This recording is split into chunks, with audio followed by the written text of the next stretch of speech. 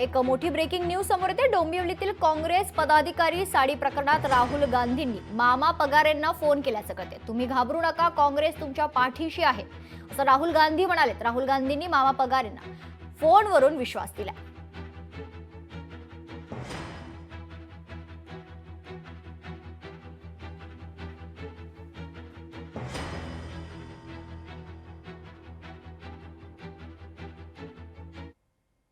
राहुलजींनी लगेच सांगितलं का मला बोलायला द्या।